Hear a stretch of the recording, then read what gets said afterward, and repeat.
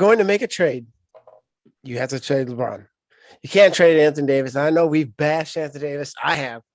He's the younger superstar. He has more potential going forward, years going forward than LeBron. If you're going to trade someone, you trade LeBron.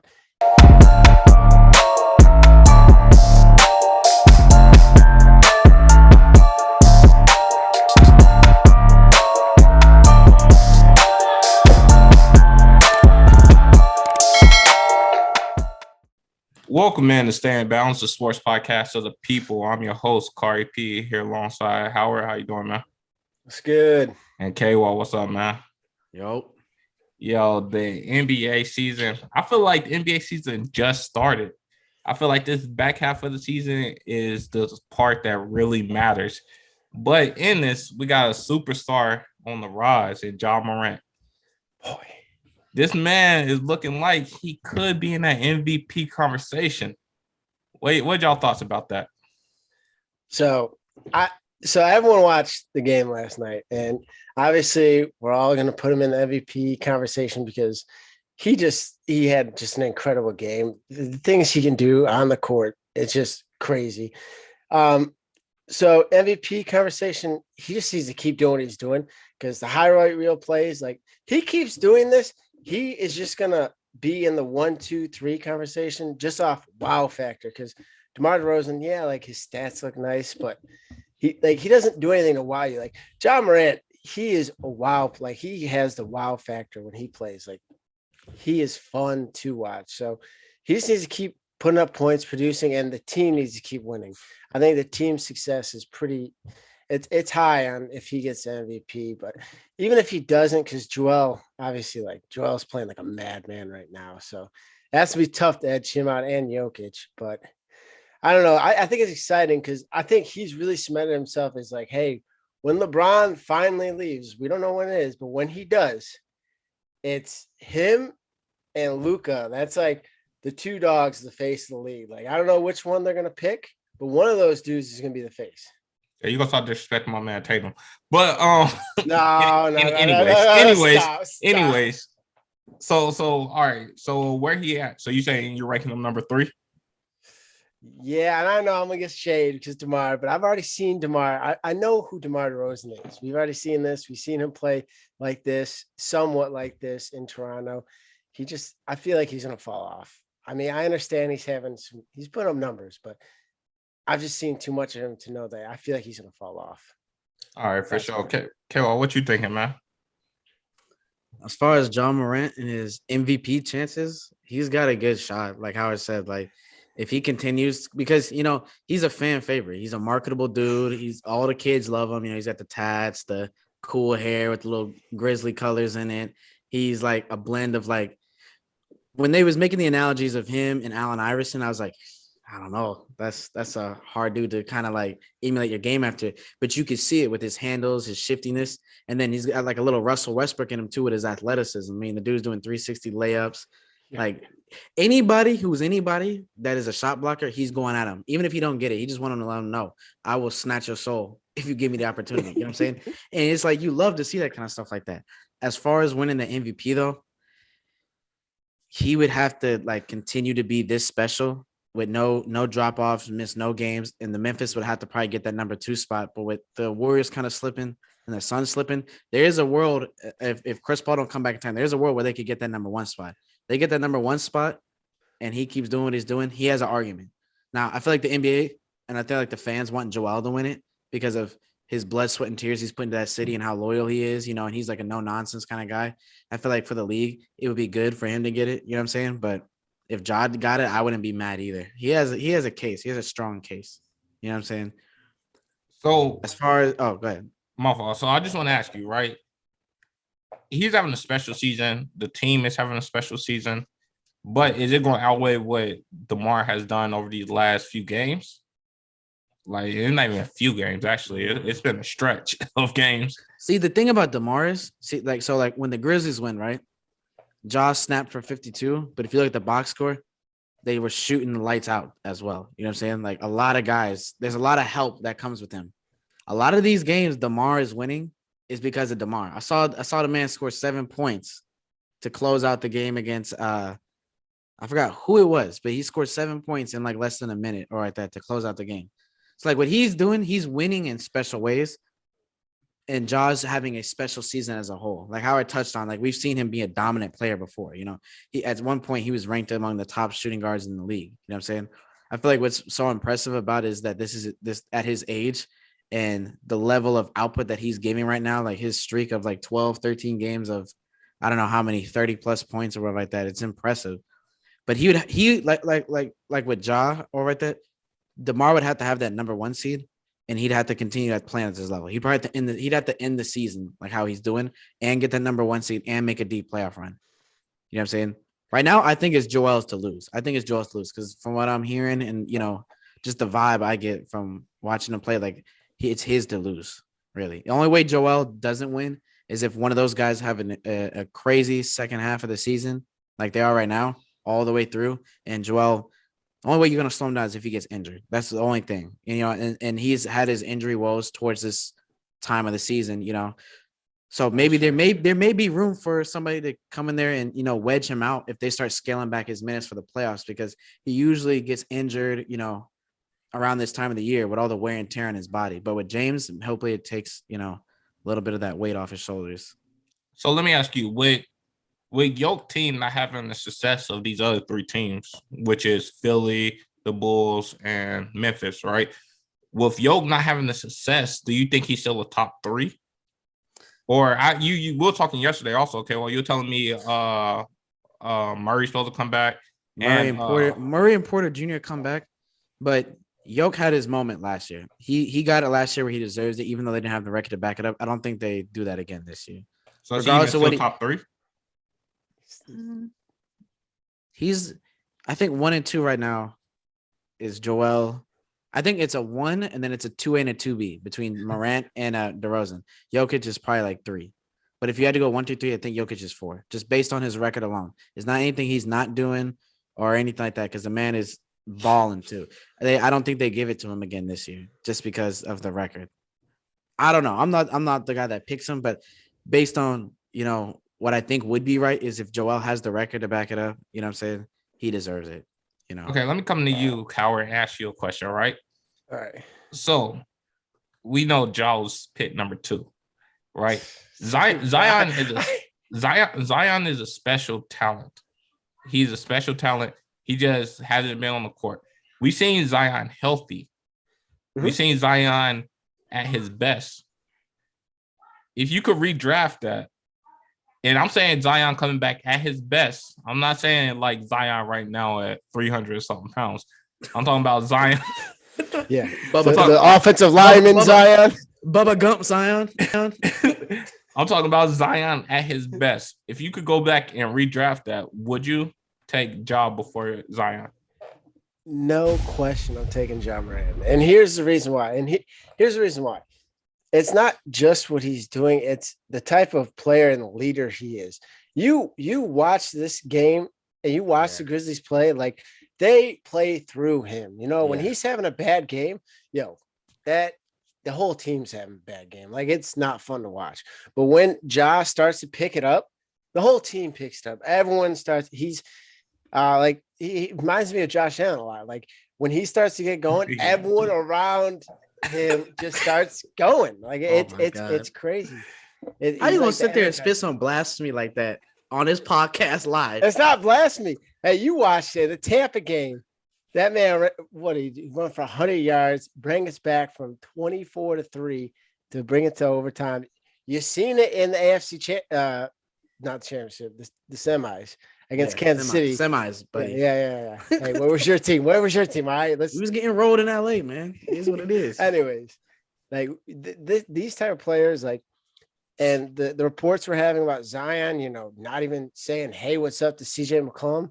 Like the Pelicans are trying to help you out, dog. And you're not going to reach out to CJ. Like he's not like a top superstar, but he's a lot better than what you had. And you got Ingram, like he has pieces. The team's trying to help him. J-Val, they got J-Val too. Yeah, so as a talent, would you take him? I mean, this question is kind of difficult because coming into that draft, everyone thought Zion was like the next LeBron, that that dominant once in a million, like this, the same hype Andrew Wiggins got coming out of college. It was like that times two. And it was like, yo, you can't, if you draft John Morant over Zion and you miss, you know what I'm saying? You gotta look at from the front office's perspective too. If we take John Morant, right? Even though he was good, he was worthy of his draft pick, but they didn't think he was gonna be anywhere near as good as he is right now. And no one can sit there and lie to me and say that, oh yeah, I saw this coming, because his shooting wasn't great, or like that. He wasn't really a playmaker per se. He was always athletic and he could score. But going into that draft, it's like if you don't draft Zion and you go John Morant and John Morant flops and Zion's killing it for the Grizzlies now you look like an idiot. You know what I'm saying? Which is cool, right? But my thing is, we seen Zion last year. Zion was dominant last year, right? Ja is dominant this year. So you seen a couple of seasons of both of these guys, right? So would you still, if you could go back, like what you know now, would you draft Ja over Zion? I couldn't. I'd have to go John Morant for every reason Howard just said, was because there's a difference between mental toughness and mental fortitude. And Zion lacks the mental fortitude as a professional and as an NBA player to keep his weight where it's supposed to, so he can play basketball. You know what I'm saying? Injured. You can't. You can't be 300 pounds injured. You can't be 300 pounds and jumping the way he does and landing on his feet. Yeah, he's gonna get injured eventually. You know what I'm saying? Zion has the mental fortitude to overcome. If he's having a bad game, he's still out there talking and playing defense, playing tough for his team, and it's still flowing through him. He's still making an end cap in some kind of way. From what I'm hearing with Zion is he don't have any intention of getting his weight down unless he gets traded, or because he don't like the VP or he don't like somebody in the front office. So I guess he's just gonna stay big and heavy and hurt and not come back. You know what I'm saying? So it's like James Harden done the same thing. But Zion don't have the resume to back up that James Harden does. James Harden has an MVP. But that's loaded. That's loaded. I get Zion's your James boy. Harden came in 2009. I get he went to Duke. He's your boy. You want to defend him. But James Harden came in 2009 or James whatever. Harden has an MVP though. Zion has done nothing. He came in 2009. Zion only been in since 2019. That's 2 years. You got to give these guys time to grow. We can't really compare them to each other yet. But I'm saying if you're seeing these signs early, you know what I'm saying? Yeah. He's gonna make himself blow up like a balloon to force his way out of somewhere. You know what I'm saying? You gotta think in the back of the head, like, okay, is this someone you want to invest a max contract in? Because that's probably what he's gonna demand. Are you gonna invest $250 million into a player like that because they don't like the way someone looks, they're gonna blow themselves up like a balloon and force their way out, and you gotta trade them. You know what I'm saying? As a talent though, he's worthy of the match. Yeah, I get that. As a talent, you asked me who would I draft. I told you that I would draft John Morant because I can trust him to go out there and put out the best effort night in, night out. I can't trust that with Zion based on what he's showing me right now. Well, let me ask you, as a talent, who is better? As a talent, it kind of offsets because they both have things that they do that the other one can't. Like, Ja has the handles, and Zion got handles. He ran point guard for a little bit. Wait. He ain't got. He's not a natural point guard like a John Morant. Yeah, I think. Okay, so I mean, but it's a big man's league. So you know what I'm saying, like talent wise, if you had to take talent with that, like you get him with his head on straight because he was, I mean, taking like three dudes to the rack every time and was laying it up with ease or slamming it with ease. Probably Zion, because you can build around that. You get a forward or like that, like in the West, like for the longest time in the West, for a decade, all you needed in the West to compete was a solid forward. You know what I'm saying? Like with Tim Duncan's and Amari Stoudemire, like for the longest time in the West, you needed Dirk Nowitzki as well. You needed a solid forward, and then you built around that. You know what I'm saying? So Zion probably, if we're talking about like talent and what you could build around Zion, you know, because I don't know, because Ja Morant's stature, based on what I've seen with previous players that are uber athletic like him, it doesn't last too long. You know what I'm saying? There's some kind of scale back, you know, like with D Rose, there was a scale back. A lot of these super athletic, smaller guards, you know what I'm saying? John Wall was stupid athletic. But the difference, I feel like there's a difference in Ja, because you see Ja, he's gotten better with his 3-point percentage from the time he came in to the time. So I don't think he's a guy that strictly relies on his athleticism.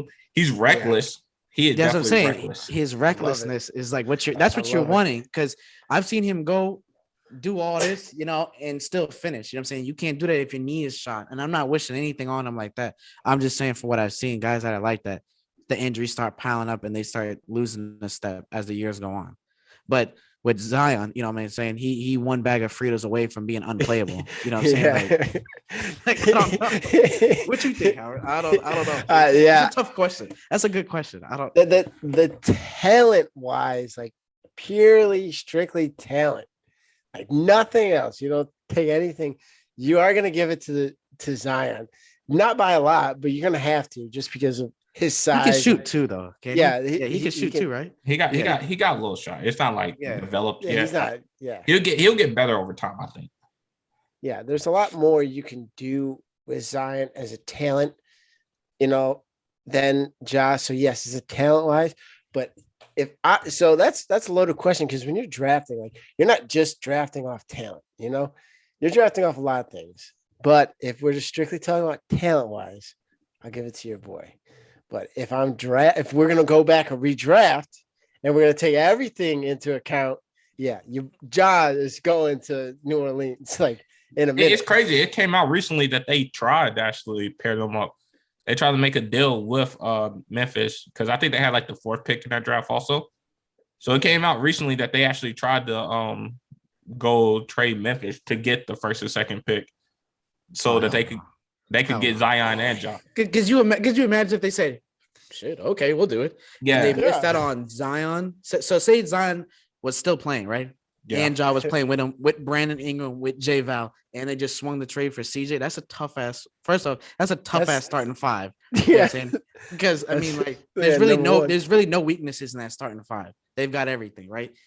And then you set up for the 4th pick, and you get somebody like no, they were going to trade that 4th pick. Yeah, no, they wouldn't have got they were going to trade the 4th pick, and then they it had to be like 2 more to get the 2nd, and then try to get Ja with this. That's what I'm saying. Where would the Grizzlies be picking at? They picked 4th, around 4th. Yeah, so you miss out on RJ too. So it's like I don't know who else was left in that draft that would have got picked up there.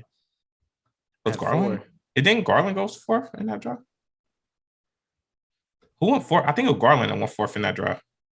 Cannot remember. I just remember RJ and being really upset. Or I don't remember who went 4th. I remember that draft was kind of top heavy. It was like them first 3 dudes. Yeah, it was them top 3. Zion or Ja. Yeah, nah, that's definitely. I don't know. That would have been a crazy. I don't know. That would have been wild. All right, so moving. Wasn't that when Bridges came out? I think that was when Bridges came out, wasn't it? Mikal Bridges? Because both Bridges went in the same draft. Was it? Nah, that had to be a while. That had to be. I don't know. Whatever. Either way, you missing out on the top 3 people of that draft anyway. Yeah. Yeah, it sucked for New York fans. They missed out on the top 2. But moving on. Hey, RJ dropped 46 the other night. Yeah, they still lost. All right. They still lost, but hey, RJ still had 46. Hey man, I give RJ that don't credit. make no sense neither, bro. I can't talk because Devin dropped 70 on Boston and they still lost. Yeah, so I can't even talk. So, hey, so Knicks fans, hear me out, right? There is a positive, right? We didn't get Ja, we didn't get Zion, but RJ is not looking like a bust. He's looking like possibly a superstar caliber player. So we're not going to get totally screwed out of that. That's the thing. RJ was the best in his class. Because I remember when they all committed to Duke. It was RJ. Oh, I thought you meant the draft class. I was like, no. I'm talking about like his high school. What were you talking about John Morant as MVP? No. I'm talking about his high school class. Yeah, because it was for real. Yeah, it was RJ, then it was Cam Reddish, and then it was Zion. Zion was actually number 3 in that class. So, and then they all 3 went to Duke, and then we got maybe they should trade Zion to New York. Hey. Send Julius quickly, and somebody else, and bring in Zion. That's tough because what really sucks. This is way off topic, but I do feel like as a Knicks fan, we do have to get rid of Julius. You have to at some point. You've committed all this money to all these foots or like that, all these duds. So it's like it's a cap casualty. To improve the roster, you have to let go of that money. He'll borderline guy. Like he could become like that, like tier right under a Matt's guy. But then some nights you'll see him, you're like, all right, yeah, this guy is like not that. It's like and that's y'all problem. Y'all keep trying to go for stars. Then when y'all don't get stars, y'all overpay people that shouldn't get paid. They're like the Mets. Yeah, just like the Mets. Yeah. Yankees will go and get all the guys they want, right? Then the Mets will watch them all walk right past them, and then they go and get all the other guys. Like they gave Scherzer 300 M's or something like that this offseason. Scherzer like 38. I get he cooking, but like, Yeah, he gonna be 40 something years old. Y'all gonna be giving him 30 million a year. Like they ain't even playing crazy. this year, man. What are you talking about? bro.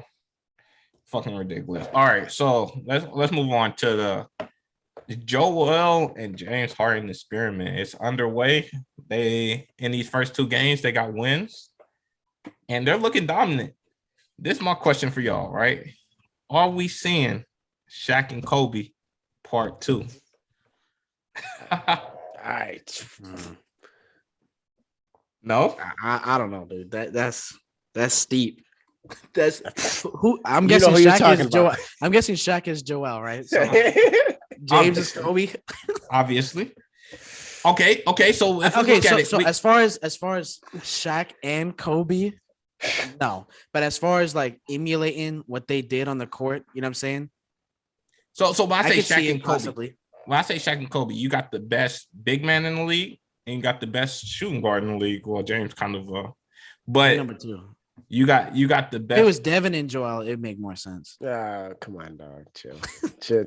No. Because on the last episode, when it was me, him, and Vic, they was like, Devin's the best shooting guard in the league. He's the best guard in the league. And when I was vouching for James, they made me say like I'm crazy. You're right. You're absolutely correct. But it's hard. I don't know what James is. I don't like. And then with him back on the team where he's like seeming like that guy, I'm not gonna lie. He kind of coming for that mantle because these first 2 games have looked insane. Who they play? They played Minnesota, and then who's the other team they played? Minnesota and I can't remember the other one. it was the Knicks. Oh yeah. How do I? Oh yeah, I bet on that game. Those are some winnable games. I want to see them in like a dog fight. You know what I'm saying? Like against like a Memphis. You know what I'm saying? Or against a Chicago, or against one of those teams. But it looks like everything that they gave up for him. You know what I'm saying? Because I mean, like we said, theoretically they gave up Seth and Drummond because Ben Simmons was never playing for him this year. So what was actively playing for that roster? They give up Seth and Drummond. You add James. So I mean, Maxey, I feel like it's done him wonders not having to be the ball handler no more. He can just be 2 guard, and James sets up the shooters. Like Tobias can be what he really needs to be, which is a 3rd option. When they rely on him to be the number 2, and he have off nights, they get rolled. You know what I'm saying? Yeah. So he could just be a number 3. Danny Green, Thibault, they can do their thing on the wings, and Embiid. If anything, it makes his life easier because James is going to draw attention, and then them little driving kicks to Embiid is going to be devastating in the playoffs, especially if they want to play at whatever pace they want to play at. They can do that. You know what I'm saying? So it looks like it's going well so far. We have yet to see until he, starts detrimental stuff to himself and starts getting fat and wanting to get traded, somewhere else. I was just about to say. he don't do that. He give it at least a year before he does that. But yeah, what about you, Howard? What you thinking? To your point, yes, Harden better be coming for the throne. This better be his year because, I mean, he forced himself out of 2 situations. Now, Houston wasn't the best situation. I'll give him that. But he forced himself out of Brooklyn. Now, whatever you think, Kyrie, Kevin, they didn't play that much together. That was a pretty good situation still. I know the record, and there's other things that take into consideration, but this is his 3rd opportunity to get a ring. Like, he better be coming out balling. Like, they better look like Shaq and Kobe. They have to. They have to win this year. They have to. Because Brooklyn, they're not looking very strong this year. They're looking like they might come back. Chicago, that's a team you can beat in the playoffs. Like, that is a team you can most definitely beat. Especially, we all know who DeRozan is in the playoffs so far. If you look back in history, I feel like they could get bounced in the first round. Yeah, Chicago, I feel like they're gonna be one of them. They're gonna be like the Atlanta Hawks back when like Teague and all that. Like, they gonna have like the best record probably. All them years Atlanta was finishing number 1, number 2, and getting bounced in the first round. Like, I catch some vibes. Like that March Madness first 4 out or something like that. Like, I feel like they could be one of them teams to get bounced. But, and then I mean, other than that, I mean, Milwaukee, I mean, Giannis is Giannis. I mean, that's just something you're gonna have to get through. You know what I mean? But other than that, like, It's open. So yes, I don't think they are. You forgot shaking Miami. Kobe. I don't know why we be trying to hold Miami on this I podcast. I don't know. I don't know either, bro. But it's For some reason, I just don't think they'll be. Honestly, I think Miami, if it plays out, I think it'll be a better matchup if they play the Bucks than if they do the 76ers. Because there's a little bit of a rivalry there between the Bucks. So I think Miami could, they got embarrassed last year. They got swept. So I think that would be the a way little the Bucks better. are playing right now. They could get swept. So. Yeah. That's My what I'm thing about saying, Miami is Miami just not like the sexy thing that say oh yeah, they could win it. It's kind of like the bubble. It's like, all right, they win the first round. Oh, they're probably gonna get bounced in the second round. Oh, they win the second round. Oh, they probably gonna get bounced in. Like you just constantly thinking like, ain't no way. So what is it? What is like? Explain to me. Like what is it? What is it? So this is what it is, right? Jimmy Butler is a star, but he don't do like star things where Jimmy Butler don't have to have 30 points a night. Sometimes Jimmy Butler will have he have 11 points. He's like a better scorer than Draymond Green. Yeah, like he so he's like a star, but he don't do the stuff the stars do. So he don't get the respect out of the stars. So it's like when that's your best player and you look at their team, you're like, all right, Bam is cool, but is he really like a center that's gonna be able to compete with Joel or whatever? And then you're like, Tyler Hero is nice, but he can only do so much. That's just they got Lowry too, huh? They got Lowry. Yo, Lowry, and they got PJ Tucker, bro. Are you forgetting about PJ? All right. Lowry's a cheeseburger away from having a heart attack. All right, let's stop. But Lowry's short for the playoffs. Whatever. We're getting off topic. Forget it. I just needed to know what y'all's problem was, because y'all hold them like they're trash or something like that. But we'll have to see. They're my dark horse to come out the East. Honestly. To me, it's saying it right now. With the Bulls. Miami is K-Wall's dark horse to come out the East. That's the best dark horse because no one pays attention to him. So that's a good pick. I like that. Yo, but to me, they're just like the Bulls. Miami and the Bulls are the exact same. They got them fringe superstars where you're like, they're stars, but they're not nice special. That's a good analogy. That's kind of a good analogy. So I don't know, bro. Nobody on Miami. When I think of Miami, I'm not thinking of no Giannis. It's like when I think of the Bucks, they got Giannis. Giannis gonna get them through it. You know what I mean? Here's the thing: Miami is not gonna beat you with stars, but they're gonna beat you with having just a good team. They're gonna play a good basketball game. 7 games in a row. They're gonna give you 7 damn good basketball games. Yeah, they're gonna play hard. If you're not on 4, if you miss 4 games and you're not on it, you're gonna lose. The series is gone. Spoelstra will have you out of here. So that's the reason. The only team I think of all the playoff teams in that top 6, the only team you have that room for error would probably be Boston or Toronto. I'm not trying to be funny, but because them other teams like that, I feel like there's no room for error with any of them because they all have they're all defensively sound. You know what I'm saying? We've seen glimpses of what Boston can do when they're all locked in on defense. You know what I'm saying? They won 9 games in a row. You know what I'm saying? Same thing with Toronto. The thing about Boston, what we do a lot is we switch everything, which is a good thing. It's nothing. I don't feel like there's no matchup that we're worried about. So, but the only problem is we come against a Giannis matchups because I think Jaylen Brown just blew his knee out or something like that this game, first quarter. Yeah, okay. I just saw the replay. That's rough. You're gonna have to be doing a lot of switching, a lot of talking, a lot of All right, so let me ask y'all. Y'all think Sixers got a chance of winning the chip? They have to. Like Howard said, they have to. It's chip or bust. Not even if you go to the finals and lose, it's chip or bust. Nothing matters, dude. You what is it? What were we talking about? James, like you said, they only played 16 games together last year, all 3 of them, and they almost went to a finals. You know what I'm saying?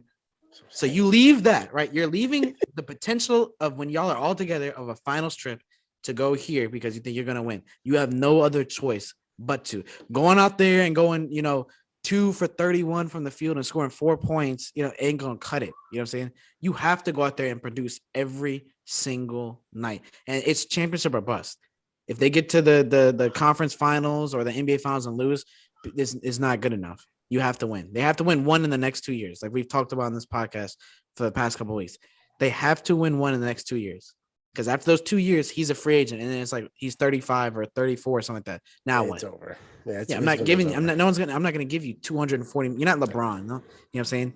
But Even the other LeBron thing. didn't get a contract. That LeBron took two. He was taking those little 2-year deals with the last year player options. You know The thing what I'm about saying? James Harden, this thing about James Harden, his game not predicated on athleticism. So y'all paying Chris Paul $30 million a year, That's different. He point guard, which is point cool. guard. I'm not saying Chris Paul don't deserve that. That's different. But his game and Chris Paul's game are very similar.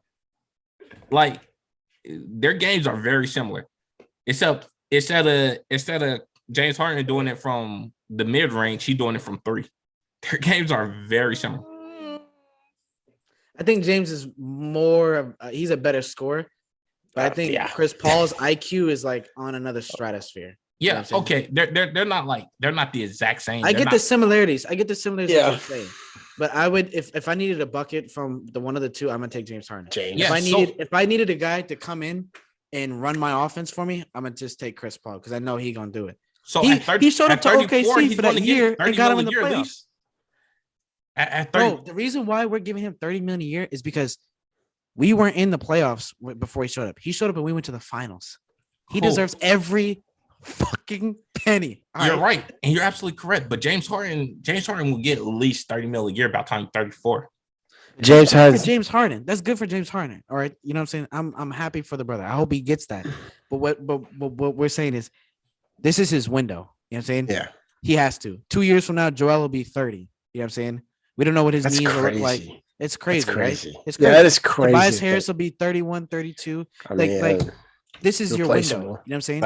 And I bet you if they don't win in 2 years, with everyone getting older, he's going to force his way somewhere else and go and blow up someone else. You probably go to Milwaukee, try to ride with Giannis and try and get, you know what I'm saying?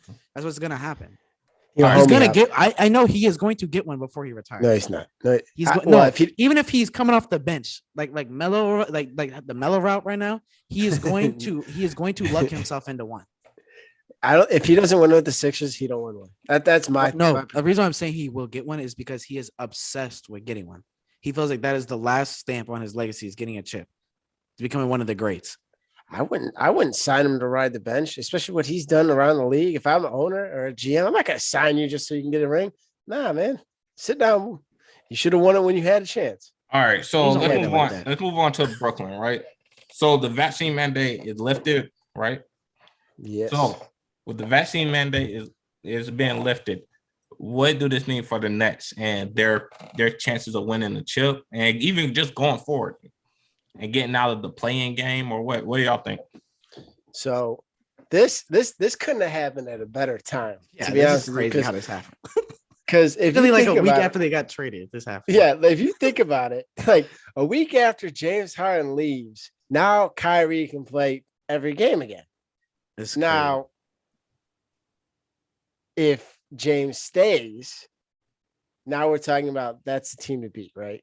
Yeah, because KD comes back this week, I think, or next week. So now it's just Kyrie. KD's coming back. Now you're setting up for the KD, Kyrie versus Joel, James in the March Eastern 8th, baby. March 8th. Yeah, I mean, 7 days. We're all setting it up. 7 days. And I love this for the Nets because right now, KD and them are the underdogs. Like, because everyone hated them because, they got the 3, and everyone's like, oh, they forced their way to this, trio. And now they're going to run the league and it never worked out. And now that James is gone, everyone's like, they're not even thinking about him because KD got hurt. But now he's coming back. He's got Kyrie. Ben Simmons, who knows what he does. It doesn't matter what Ben Simmons does to me right now because Kevin Durant healthy and Kyrie healthy playing together. I think it's going to be fun. It's going to be fun. I think they have a chance, especially if KD wins this ring, wins it without James Harden. Now, if James Harden leaves, James will be sick to his son, and I'm rooting for it. I'm rooting for it. I'm rooting for the Nets to win it because I think that would be poetic justice at its finest. I think it would. I was going to say it would be street justice if they won. You know what I'm saying? Because I feel like as soon as that mandate got lifted, KD got up off the sofa, put on his Batman cape, to the gym, and put up like 4,000 shots. You know what I'm saying? But I mean, that's why I love the NBA, the storylines. It's like a soap opera in the NBA. You know what I'm saying? It's always some kind of storyline, something going on. You know what I'm saying? James goes to Philly. The story is, they're the favorites. Oh, no. Hold on. We're going to lift the mandate now. Kyrie can play. Ben Simmons, allegedly, he's in a better headspace. He's shooting jump shots now at practice. All what I'm right, saying? well, that's If they meet up in the Eastern Conference Finals, that will be a war because war. you got Ben Simmons, the Get best moved. defensive. He'll probably be the best defensive player on the court next to Thibault. Them two. You know what I'm saying? Yeah. As far as on the perimeter, you know what I'm saying?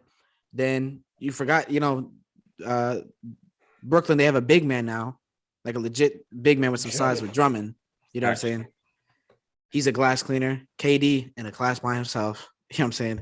He's the best player on the floor. Seth, because I don't think Joe Harris, I don't think he would come back anytime soon. I don't know. I feel like he would have been back by now. But you get Seth Curry, you know what I'm saying? A shooter. You add Goran Dragic on the bench. Like, it's a championship roster right now. Like they I love it. James thought he saw into the future like that's a Raven. It was like, oh yeah, they ain't going. I gotta get out.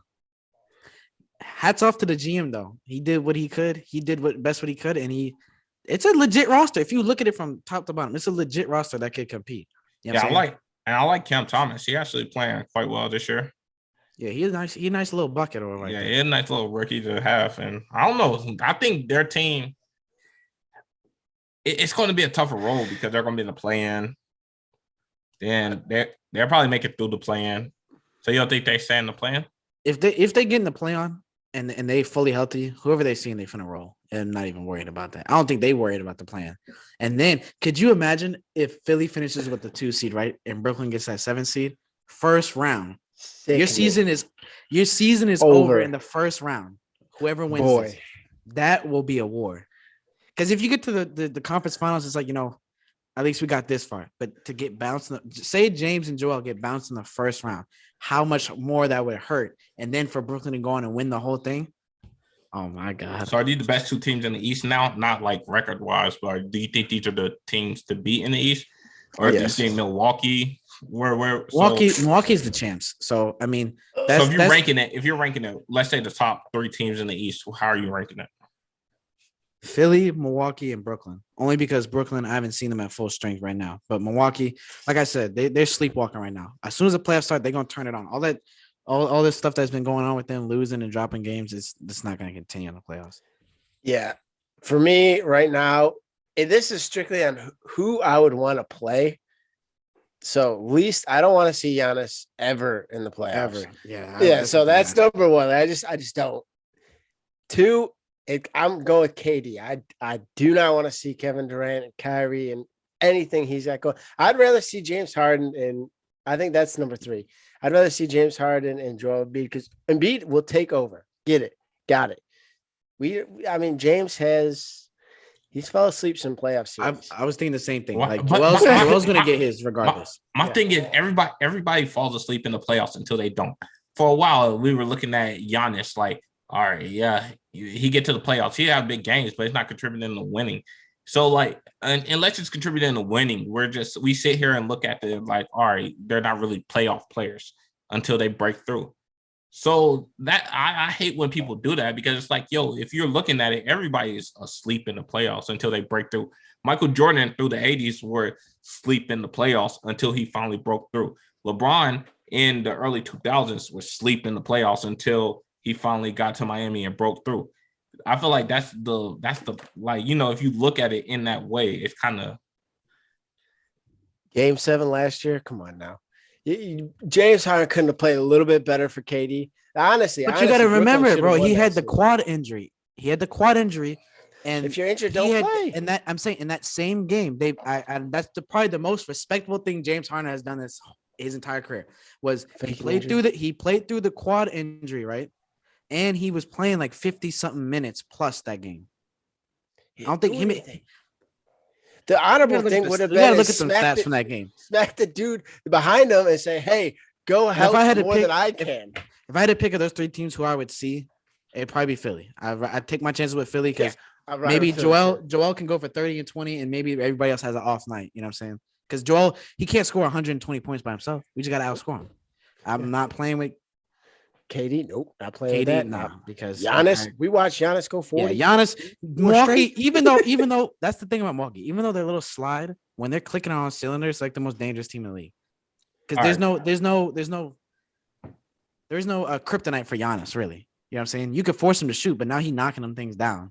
So now it's like, if you play too close up on him, he's gonna blow right past you. You know what I'm saying? So I don't know. All right, let's go. Let's just go. All right, so let's go to our early finals predictions. I feel like we're gonna do this a couple more times. I feel like we'll do this right now. We're gonna pick a team. We're gonna pick our team's rival, and we'll do it when the playoffs start. And then but let's go with our early playoffs, our early finals predictions. What y'all got? Okay, well, what you got? I got Valley Boys and the Sixers. Yeah. Valley. Sixers. Valley Boys and the Sixers. If they can avoid Brooklyn, Valley Boys and the Sixers. It's inevitable. Nah, because they could go like Milwaukee. Milwaukee could catch Brooklyn. Yeah, that's what I'm saying. saying. Brooklyn is going to be in the Eastern Conference Finals. Okay, so who you got in the finals? So I'm going to go with Brooklyn because I really like what's shaping up. And I do have the Valley Boys. I ain't going to lie. Like I now this is all now Chris Paul. Smartest thing you've said. Yeah, hear you. This is all depending on a lot of things. And honestly, like, no one's talking about it, but Denver getting Jamal Murray and Michael Porter Jr. back now, I'm not saying they're championship caliber right off the rip, but you face that team sleeping, in the playoffs, that team is going to be.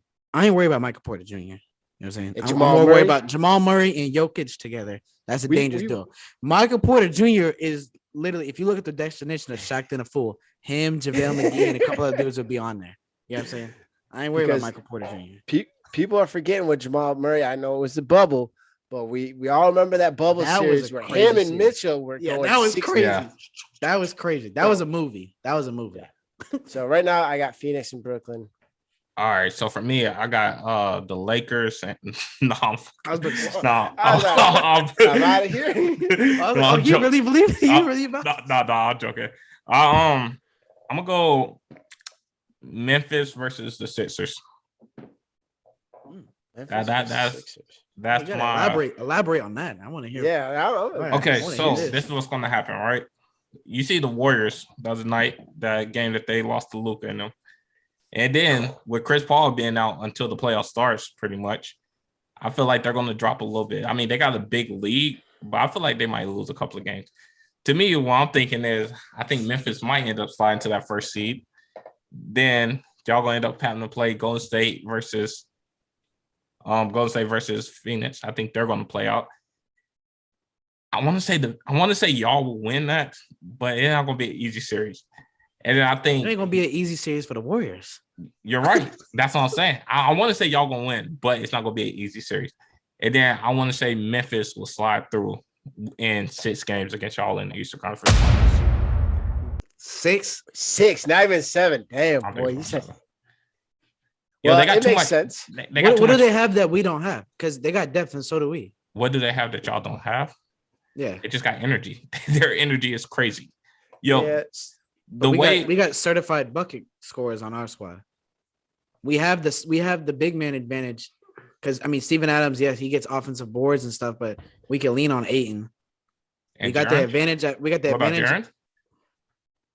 Jaren, I said big man advantage. I'm talking about centers. Exactly. So you're accounting for it. So who would y'all for? Who's our starting 5? It's Chris Paul, Devin Booker, Bridges, Jay Crowder, and DeAndre Ayton. So in that matchup with Jay Crowder and Jaren Jackson, who are you? Depends if Jaren Jackson's knocking down his shots. So as far as a rebound advantage, I feel like when you got Steven Adams and Jaren together, I feel like the rebound advantage is going to go to them. Sure. I've seen it because I've bet on the over for Crowder on rebounds, and that man don't get no rebounds unless it falls in his lap. And that shit pissed me off. I ain't gonna lie. We'll just have to see. We'll have to see. It just everything is coming together. But like I said, this is our too early predictions. This is what I'm saying. This is what I'm saying about Memphis, right? They shoot a lot of threes, right? And they make a lot of threes.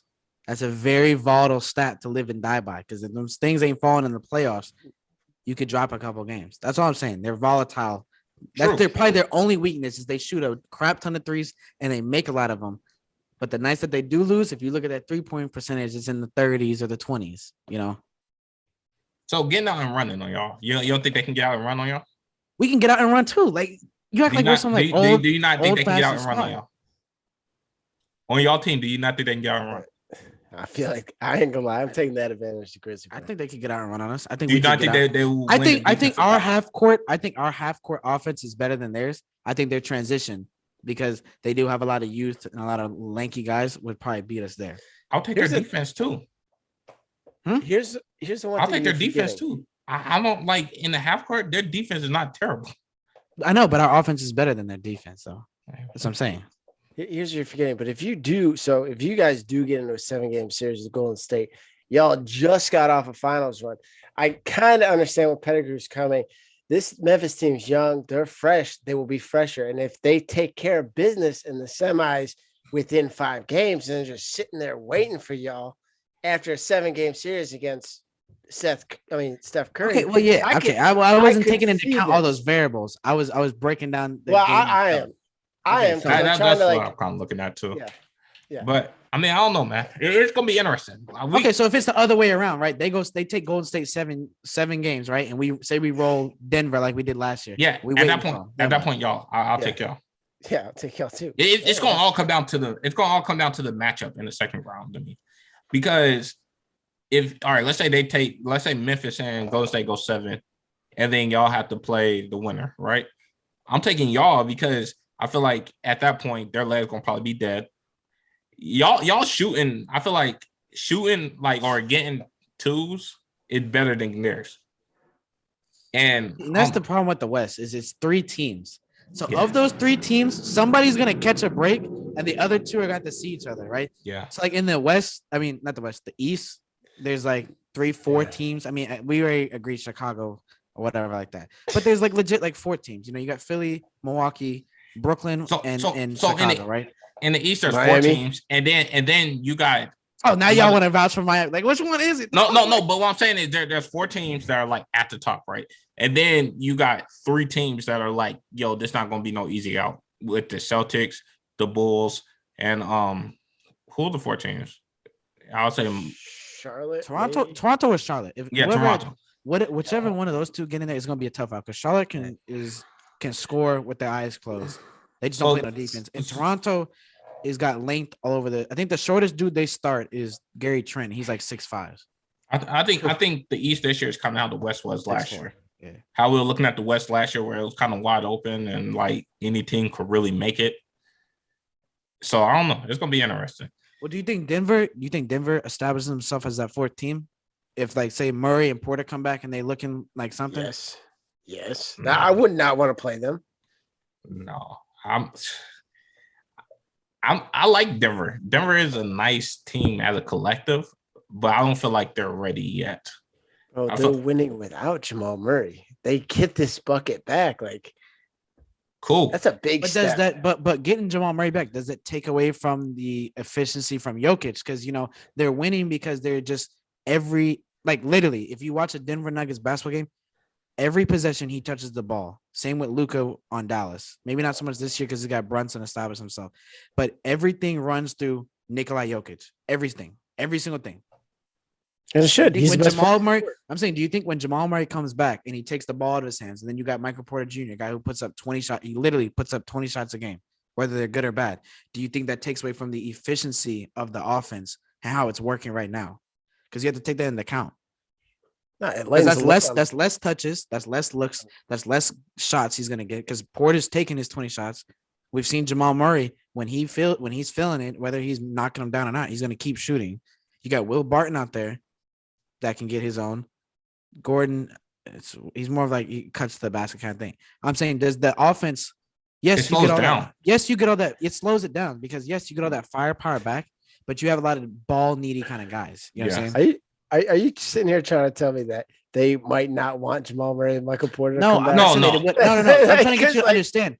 You're saying you said that Denver is a dangerous team, that they're beating folks without him. Imagine what happened when they come back. I'm saying that yes, they're beating people without him because they're used to how the offense is being ran right now. It flows through Jokic and it flows out through Jokic or like that. When Jamal comes back, there's going to be more shot takers on the court competing for shots right there. The ball's not going to be in Jokic's hand. Their best bet and their most efficient offense is when it's flowing through him. When those two guys comes back, it's not going to always be flowing through Jokic or right there. Is what I'm saying. And if they don't get a cohesion down before the playoffs start, it's going to be like last year when they get swept or right there. Yeah, because Jamal too many Chiefs and not enough Indians. Yeah, Jamal Murray, I feel like he don't look at himself as like, I feel like, all right, yeah, Jokic is the best, but I feel like Jamal Murray look at himself as like 1B. I feel like he look at himself kind of like he's a star with him. I don't feel like he look. I thought he looked like if I could stay healthy, man, I would probably win an MVP too. I'm just as good as you know what I'm saying. Like, and Michael Porter Jr., he got that I don't care factor about him, where if that ball touches his hands, he's not giving it up. He is a 6'10" light skinned J.R. Smith. If it grazes my finger, I'm throwing it at the rim. Yeah, he's not giving it up. So it's gonna slow down their offense. All right. There's one last topic I want to get into. All right. Favorite right here. I feel like I've been waiting for this. So yeah, we all see the disappointment in the Lakers this year. I feel like this offseason gonna be an interesting one. Going over this offseason, do y'all think the Lakers should trade Anthony Davis or LeBron James? How you can go first. I'll go first. It doesn't matter. Either or. Maybe not either of them. What do y'all think? Y'all think they should? If you are going to make a trade, you have to trade LeBron. You can't trade Anthony Davis. I know we've bashed Anthony Davis. I have. He's the younger superstar. He has more potential going forward, years going forward than LeBron. If you're going to trade someone, you trade LeBron. Now, is that the best idea? Because what are you really going to get for LeBron? I mean, I don't think much because, I mean, first off, he's got to have a no trade clause, right? So he's going to veto any trade to any bad team. So he's just not going to go there. And any good team's going to be like, well, you guys have to get rid of him anyway. So here's a second round pick. There you go. Like, they're not going to get much for him. They'll get more for Anthony Davis. But, I mean, if you trade Anthony Davis, you blow up everything. You get rid of everybody. I mean, it's full rebuild mode. You just get the picks and like everybody's gone. If you get rid of LeBron, you can salvage this disgusting storm that they've created. I mean, you got to get rid of Russ. And he's got to go. I mean, you can if you keep realistically, if you keep Anthony Davis, right? You get rid of LeBron, you get rid of Russ, and you start getting some picks back. I know, but they make salaries you can just dump though. They making like big boy salaries, like top 1% salaries. So you're gonna cut Russ. You're gonna trade LeBron because no one is gonna trade for Russ. You'd have to literally like pay people to take him. People will take LeBron. So that's one salary that you don't have to worry about. You'll have to eat the money on Russ, but you just gotta get him out of the building. He's gotta go. And you build around Anthony Davis. And this is to your point where if Anthony Davis is a top 5 player, this is where he starts to make his money, where they rebuild around him and they make a push because they can't get rid of Anthony Davis and try to rebuild around LeBron real quick. But what if you get rid of LeBron, right? And Anthony Davis doesn't see the team as competitive anymore and he wants to be traded. You blow it up. But do you think because the Lakers, because their moniker is they're always competitive, do you think they would do something like that? First off, that moniker, I've watched them not be competitive after the Kobe years. That was tough. So they're just gonna have to go back to that. I mean, they're gonna have to and this time after that, don't trade all these young talented players because I mean, let's look at that roster they had. Yeah, it's a laundry list. Look at this roster. If they just kept that roster, they would have had another 5-6 rings locked. They would be young and fun to watch because all these dudes that left there that are worth a damn Ingram, are Julius Randle. So we could go back to the beginning, the initial squad, right? You had D'Lo, you had D'Angelo Russell, Julius Randle, and who did you just say? Ingram, Lonzo, Caruso. You had Clarkson, Caruso, Larry Nance. You had a lot of like, not all of them are starters or stars, but you had a lot of stars in there. And you got a lot of good like bench players like Yeah. Caruso, Clarkson, and Clarkson just won 6th man of the year, right? Randall won most improved and was MVP. Brandon Ingram, MVP. Lonzo got a strap now. Larry Nance, he's a good rotational Role big man. play, yeah. Caruso got them clamps. You know what I'm saying? Yeah. How do you pay all these guys? D'Lo, exactly. So yeah, I was gonna bring that up. There's no possible way. Like if they all came into their own all at once, you got to keep like 3, talk the other 2 down, and maybe see if you could. There's no franchise tag in basketball, but yeah, you probably keep maybe like 4 of them, maybe. Oh, so you get rid of Larry Nance and Caruso, But those are the guys aren't going to command a lot, so you're probably going to have to keep those 2. No, you keep 2 of the big. Yo, guys. Brandon Ingram is a match player. Lonzo Ball is a $20 million a year player. Julius Randle is what's his contract? He's like a tier under max. Yeah. But that's where Lonzo is. He's still getting. How much is Julius getting now? He signed like what was it, 5 years, 117 or something ridiculous. So over 20 mil. All these players. It adds up. It adds up. Yeah. Even Caruso got paid. I think he got 3 years, 36. You know what I'm saying? Like, yeah, it doesn't seem a lot, but when you're giving out $20 million contracts like 4 dudes, yeah, that's a lot of money sitting right there on the bench. And then Clarkson's a 6th man a year. He's not gonna look for no hometown discount. So yeah. So let me tell y'all this, all right? I look at this completely different from both of y'all. If you trade somebody, you trade Anthony Davis. That's what I was gonna say. Okay. Go ahead. I agree. I totally agree with you. Go ahead. Say your spill. I'll go last. You trade Anthony Davis because you got to think about this, right? Who do you got a chance in the next 2 to 3 years? You got a better chance of winning a championship with a LeBron-led team over the next 2 to 3 years than you do with the Anthony Davis-led team. So my thing is, you take Anthony Davis. You can flip him for let's say Cat get unhappy after this year, and let's say if they're willing to move Cat for Anthony Davis, and then you can maybe bring a Pat Bev with him, or you can flip Davis for exactly what they need. They need a big man and they need a point guard. You send Anthony Davis back home to Chicago for Lonzo and Vooch. The money matches up just right. You send him there. You know what I'm saying? You find a way to get rid of Russ, or you keep him. I don't know. I think, or you send him to Cleveland, and you try to get a Jared Allen, a Colin Sexton. Jared Allen. Cleveland is vetoing anything. They are not going to help LeBron win no championship. They are not going to do that.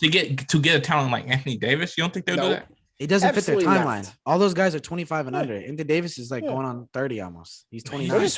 He's like 27, 28. They're waiting on LeBron to retire, and then they're gonna run the league for a while. Them in Oklahoma City, that's gonna be the league for a little bit. Look, you trade Anthony Davis. I feel like you move off Anthony Davis. Then that thing that you wasn't willing to do at the trade deadline, he's 28. He turns 29 in 9 days. Yeah, so he's still young, but you do that deal that you weren't piling up. That deal that you weren't willing to do before the trade deadline, you go do it. You gonna move Russ for John Wall and get Christian Woods back. Better fit. You go move Russ for John Wall, get Christian Woods back in that deal. You move Anthony Davis, you bring other pieces in, and that could be a championship contending team. Look, I get where you're coming at. These trades make sense. But you got to think about the team on the other end of the phone, right? They know. So look, the thing about the Lakers was puts them in a bad position that I was going to touch on. They know that they're desperate, right? They know that they want to build a championship roster around LeBron. So you don't think these guys are listening like, okay, so you want me to give up my best big man and send you John Wall and this and that for Davis and Russ straight up? They're gonna try and squeeze them for everything. Not Anthony Davis, because look, if you take Anthony Davis name alone will like get you pieces that you need. Like let's say maybe you can move Anthony Davis and go get a Miles Turner, and then you throw a Tor in and you get Brogdon with that. That's not good. That makes sense. Listen to me. We gotta take we have to take the basketball aspect out of it and look at the political aspect of it. At the end of the day, it's got to be up to LeBron, right? We've seen this when it's his team, right? It's his fucking team. He gets a new team every year. If he wants Davis there, regardless if it makes sense or not, he's gonna be there. And if they're gonna trade him and all you're gonna get back is Turner and Brogdon, and he's not gonna want that, then it's not gonna work. You know what I'm saying? That's the other thing, right? As far as like who you keep, who you trade, right? That you can't trade LeBron because for one, what is any other team going to give up for LeBron at this stage in his career? Yes, he's still dominant, but you got to look at the longevity of your squad, right? LeBron's 37 going on 38, close to 40. If you give up a young piece who's 22, 23, 24, you know what I'm saying, just to get LeBron for 2 years and he leaves and goes plays with his son, you know what I'm saying? It was kind of pointless unless you can get a chip out of it. You know what I'm saying? Like Pettigrew touched on, yeah, Davis is the younger star right there. He's a better sell. His name alone will bring you a more haul. I don't think they're willing to do that. I think they want to try and use some cap gymnastics, clear the roster down again, and bring in a bunch of vets again, like they did last year. The most logical trade would be is you see if this ain't the most crazy thing. You see if Miami's willing to talk, see if they would give up Duncan Robinson or Tyler Hero and Kyle Lowry or something like that. Because what they need is a point guard and they need shooting. They don't have any shooting. There's not going to be a 1v1 swap over right that for Davis. You know what I'm saying? You're going to need to get a collection of things and you're going to try and get some draft picks back. Because if they feel as though, okay, we're going to trade Davis and we're going to try to compete with LeBron. If not, what does life look like after LeBron, right? If y'all remember, every time he's left after building these teams, the squad is decimated for at least a season or two. You know what I'm saying? Cleveland, it took them years, 5-6 years. We were talking about this the other day, Pettigrew. It took them 5-6 years to get where they're at now after LeBron left the second time. Miami took them a couple seasons or whatever like that to get back. So you got to look at the roster, right? So if they do nothing, right? Say they do nothing. Russ plays out his contract. LeBron plays out his contract. They leave, and it's like, well, all we have is Davis. He wants out. We trade Davis, right? All them vets are on 1-year deals. What does your roster look like? You have no youth, right? Your youngest player is what, Reeves? They got him in the second round. You have no young promising prospects waiting in the wings. You know what I'm saying?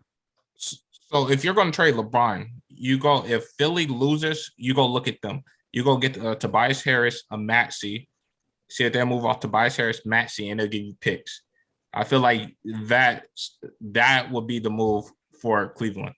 I mean, not Cleveland, LA. It's like no trade for LeBron really makes any sense, though. You said what? It's just like I said, there's like no trade that makes. It's the same thing with Kobe, right? No trade for Kobe back, even though when he was at the latter end of his career, right, and they weren't competitive anymore, and Kobe was still playing. It's like you can't really trade him because it's like, what do you give up for him? Because if you trade Kobe Bryant or you trade LeBron James, you get back, C average players for the stage in the career. It's just kind of like a slap in the face to them. You know what I'm saying? It's LA. So you can with Anthony Davis, you can get players to come, right? But or you can send Anthony Davis across the street and see if you can get Paul or Kawhi. You know what I'm saying? That's not gonna happen. Yeah, my thing is Philly. I would like to see if, because LeBron going to Philly, that makes them a legit championship team. So I would move him. I will move LeBron to Philly. Try to get you take Tobias. You try to get Maxey in that deal. If they probably won't come off Thibault, but if you can get them 3 people and then like 2 draft picks with that, you take that. You know, I would like to see Anthony Davis traded, but this team doesn't have like the firepower to send back anything worth a damn. But if Davis went to Dallas to team up with Luka, I feel like them two could do some serious damage together. I think Luka need a wing with him. Here's the thing you guys are also forgetting, right? All this is great. We make these huge trade proposals and things. Now you got to look at GMs and owners, right? They all see LA and everyone loves LA. They're always winning. They're always great. LA is the punching bag of the NBA. I'm an owner and they say, hey, LA's coming to us for a trade. If this trade is not us significantly winning, like no matter what happens, no matter what players, we come out on top, I'm not taking any trade. I let LA burn. The whole NBA lets LA burn. That's the West. You let them burn. Why would Cowboy Daryl Morey? You don't think the Cowboy Daryl Morey would want to take a LeBron for 2 years with a Joel and a James Harden? Why? They have a chance to make the finals anyways. Now, if you send those players over to LA and they miraculously turn that ship around and they meet you in the finals, and now you have an old team and you lose that team. No, you take as a Buffalo fan, would you? I see what Pettigrew's saying. Would you give up your future as a Buffalo fan? Would you give up your future as a Buffalo fan for one championship? For one championship. I was just about to say that. Would you give up your future? At the end of the day, what are they playing for, right? Yes, We're not playing for it to be competitive. Okay, so let's get all these guys and let's be competitive a couple of years from now. You should be playing to win a championship every year. And if you got to give up a couple guys or like that just to get LeBron for 2 years and you get a chip.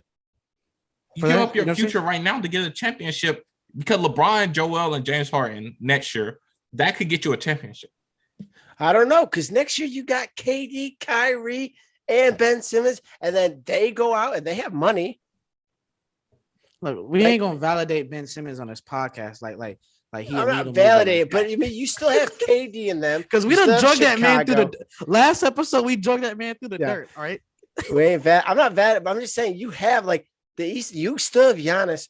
Like it's not an easy task to get out of the East, regardless. I'm not blowing up my future for LA to save them. I get this. I'm gonna let LA burn. Let LA burn. Y'all got to think about this, right? Yeah, trade LeBron or trade AD right that. It doesn't settle the Russ situation. No, how do you, if you're the GM, how are you navigating that situation where you owe that man $50 million? He has a player option, so all he has to do is say yes. Bloop. Send the check. I'm just gonna say, hey, put the check. Hey, put the check in escrow or like that. If you're gonna blow it up, how do you handle that situation? If you're gonna blow it up, you take that bubble championship. And you say, hey, we got our championship. Now we're not even one behind the Celtics. We're even level with the Celtics, right? So we don't have to win another championship in the near future, right? Now you look at your options. You say, hey, if we're going to go forward with LeBron, yes, we move everything to try to win another championship. If we're going to go forward with Anthony Davis, who cares what Russ do? We let Russ play his contract out this 1 year. Who cares? And we move LeBron and we go get pieces for the future. So that's what you look at. Or you can look at, hey, we bring the same team back and we just run it back and see what happens. I feel like it just depends on the Russ. Somebody might trade for him next year though. Because could you imagine? I'm saying no. Listen to it like this, right?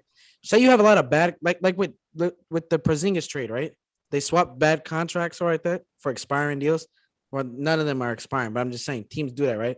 You swap like 3-4 bad contracts that you don't want anymore, right? That matches up to Russ's contract, right? And they can go. That's 4 dudes that can go play for LA right now. You hold Russ for a year and you clear $47 million off your bucks. What team is gonna blow it up? The only team that do that is a team that's willing to blow it up, right? That's going. Houston seemed like they was willing to do it. You said what? Houston seemed they was willing to do it. But OKC is always ready to talk. The only thing they don't have the picks to go with it. You know what I'm saying? LA no. They're not the picks. Their next first round pick is like 2027. Yeah, and that's the thing. LA don't want to give away their draft picks. So it's that's what I'm saying. At this point, what team is willing to blow it up without taking something back in return? Like Sacramento don't really want to blow it up with that move with Sabonis. They're like they want to keep saying that was stupid because they still not even in the play. That was dumb as fuck because they still not even in the playoffs. Like that was dumb as shit. I was watching the game last night. Like this was dumb as hell. Like, so but don't get me wrong, Sabonis is good and all. Like he's great, but for what they need him to be on that squad, it's too much things to fix like that. So that trade is always going to be scrutinized. They were always going to be like, this was stupid. Why did we bring him here? You know what I'm saying? Yeah. There's way more elements to that team that are broken than bringing in an all-star player just to have one. You know what I'm saying? Yeah. If anything, you should have traded Fox because Fox is 25. Halliburton was like 21, and he looked like he about to be that boy in Indiana. So I hope he goes out there and does his thing. So there's no team that's willing to blow this up. All right. So I'm looking at the bottom teams right now, right? You got Houston. They're not going to do it without draft pick. OKC, it don't make sense for them. San Antonio, Portland, definitely not doing it. You know who would? Who's been lacking a big man? Charlotte might. For Davis, you could get something. You can get maybe a nice haul for it. You could bring back Gordon Hayward. Which is cool. I'm talking about Russ. Oh, you're talking about Russ. I thought we were still talking about Davis. For Anthony Davis, I feel like any team will be willing to move. Bro, there's no team in the league that's gonna hear like phone call like, "Hey, we're trying to get rid of Anthony Davis. What would you want?" You make room for somebody like that. Yeah, even if they call Phoenix, all right, Jay. Hey, look, man, you out of a job now. You know, like you're going to LA. All right, so a bottom feeder team that might be willing. It wouldn't make sense for them to go back to Washington, Orlando. They don't fit. Yeah. like that's where he was. That's where he. I don't know. I don't get why they even traded him. That's the thing. Russ is kind of stuck unless you're gonna go into the buyout market with him next year and say, look, we'll give you 40 of that 50 million. We're gonna give you You know 47 the of it. problem? The problem with Russ is the contract. It's not the player so much. It's the contract. It's like remember with Drummond last year, where everyone was just giving Drummond shit because he was like one of the highest paid centers in the league. Yeah. Like that. But it's the contract that overshadows the player's output at the stage of his career. You know what I'm saying? So it's like Russ has been on top of his game for a while. You know what I'm saying? You know, he's been triple-double machine his whole career. Maybe the Knicks. Maybe the Knicks. Nah, no. We ain't doing that. I told him that. I said the Knicks sing Kimba for Russ, dude. Watch Russ. Watch Russ unlock if they give him the keys. Because I feel like Russ has maybe one more dominant season left. You know what I'm saying? They give him the keys to that Knicks offense. I'm telling you, Julius is averaging 25. RJ is a sniper. All them dudes. It's just their offense is so bland and stagnant. It's like when the Raiders try to run the ball. It's just boring. You know what I'm saying? Yeah. It's boring as hell. But everything about us is boring, all right? But Evan Fournier is boring. I guess we will see. But hey, that's going to end this show today. This has been the Stay and Bounce podcast, the sports podcast of people, signing off for Howard and K-Wall. I'm Card P. Good night. Have a good night.